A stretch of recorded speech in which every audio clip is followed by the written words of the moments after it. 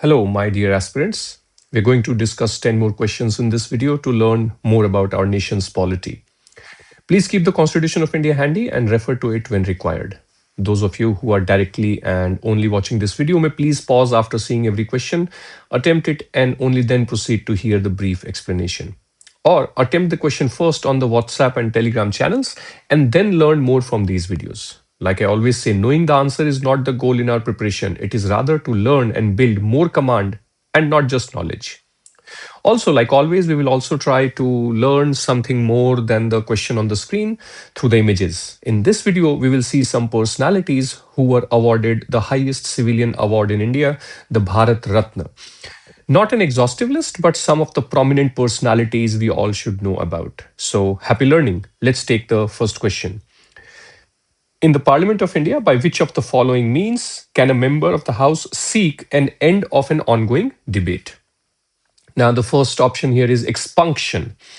Now, even if you take the literal meaning of this word, it means to delete certain words, phrases, expressions from the proceedings, from the records of the House by an order of the presiding officer, because they are defamatory, indecent, unparliamentary, or undignified.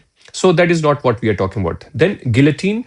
Guillotine is the procedure to fast track the passage of bills by closing all the pending discussion. That is brought to an end, and the House moves straight away to the process of voting. The regular use of this is seen during the budget session every year during the passage of demand for grants on the last day allocated for the discussion. So this is also not what we are talking about here. Third says division. Now, division is the mode of arriving at a decision on a proposed question before the House by recording of the votes, precise votes for or against it. See, generally the first step of any voting is the voice vote. And if there is objection that is raised on it, the chair orders a division. Simply meaning now the exact votes in favor and against will be counted. So this is also not what we're talking about. So we've practically got the answer, but let's see closure. Closure is a procedural motion moved by a member to cut short the debate, and that's why the name also closure. On any matter before the House. If approved by the Speaker, the debate stops immediately and the matter is put to vote. So that fast tracks the decision making process. So if you see, guillotine is an example of a closure motion. It's a type of closure motion. So the correct answer here is D, that is closure. Next question is which of the following are correct regarding the Parliament of India? First statement says the provisional parliament, that is after the constitution came to force until the first election, was unicameral. Now that is absolutely correct, because what was the provisional parliament at that time? The Constituent Assembly of India, of course, and that was unicameral. Rajya Sabha, the second house, will be created only in 1952 after the first general election. So first statement is correct. Second statement says the term of the members of Rajya Sabha is same as that of the members of the Senate of the United States. That's absolutely correct. We have taken the idea actually from the US, where the term is 6 years and 1/3 of the members retire every 2 years. So this is basically the process in the US Senate as well. So yes, then second statement is also correct. Moving on. It says, which among the following has or have the power to declare that it would be in national interest for Parliament to legislate with respect to a matter in the state list? Now, this is where we all know is Article 249 of the Constitution. I'll actually bring it up for you. And it says here that if the Council of States has declared by resolution supported by some majority that it is necessary or expedient in the national interest that Parliament should make laws with respect to certain matters in the state list, then it shall be lawful for Parliament to make such laws. Now, obviously, just revising this whole topic for you, every such resolution is valid for a period of maximum 1 year. Of course, it can be extended after that again and again, but every resolution will be valid only for 1 year. And whenever the resolution expires, then any law that was made under that resolution by the Parliament, that should also cease to have effect after 6 months of the resolution. right? So the resolution is authority to make law. Then for 1 year, you can make a law. Whenever you make the law, it cannot exceed beyond 6 months of the period of that 1 year period of the resolution. So it's a decently straightforward question. Rajya Sabha alone. So Rajya Sabha and Lok Sabha has no role to play. Governors and President of India, none. This is just to confuse you. The correct answer is just Rajya Sabha alone has this kind of power to declare. Okay, and that's Bismillah Khanji. Now, 534, two statements are given, and it says legislative process in the states which are bicameral. That means we have legislative assembly as well as legislative council. That is the 6 states in our country. So, first, it says in situations of deadlock over passage of bills between the Legislative Assembly and the Council, the governor may summon a joint sitting. There is no joint sitting in the states. Assembly has the final say. The maximum power the Legislative Council has is to cause a delay of 4 months. That is 3 months when the bill comes first time and 1 more month when the bill comes a second time. So first statement is incorrect. Second statement says Legislative Council is a revisory house. Yes, it is a revisory house, and thus no bill can originate in the council. Now, this second part is wrong. It is a revisory house, but ordinary bills can be introduced. Yeah, money bills cannot be introduced. It's like Lok Sabha rules. So it is wrong that no bill can originate. Bills can originate. So both of them are correct. So we move on to the next question, where it says which of the following statements best describes the term budget of Government of India? It was a simple idea, and I'm decently happy that 3/4 of the people who have attempted, they got it right. And it says statement of receipts and expenditure of the government in respect of a financial year. Now, if you read it, sounds correct, but unless we see the next options, we should not mark anything. So it's a statement of estimated. Oh, so there's a new word they've added, estimated receipts and expenditure of the government. So that's correct. It is actually an estimation. Financial year has not even started. Even the current financial year has not ended. So it's largely estimation. So see, while A also could have been correct if second option was not given. So now second seems to be the best option. But let's still read more. Government's promises made to the citizens for the financial year.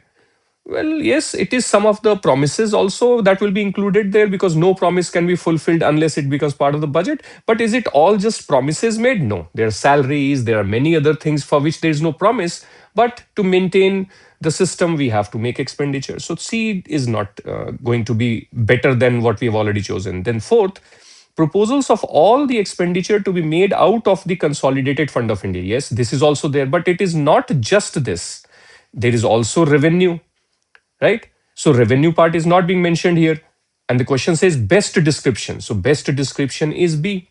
Decently straightforward, but we should analyze all the options. That's the lesson from this question. Next one says, what is the correct sequence of the following events during the budget session of Parliament? Now, budget session, all of you may have seen recently also that happened. It's a decently straightforward process. First is the budget speech by the finance minister. Then there is a general discussion that takes place in the House. Then the Houses break. And that is when the department related standing committees, they examine the demands and they submit their report.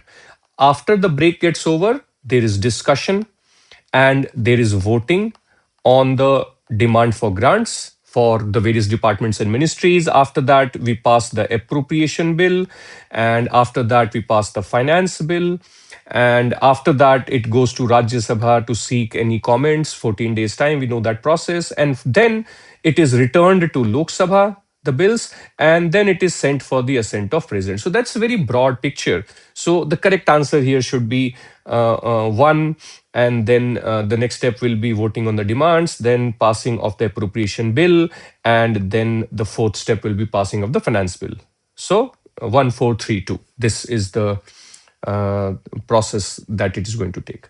Okay, so next question is 537. And it says which is correct, are correct regarding the budgetary process in the Parliament of India.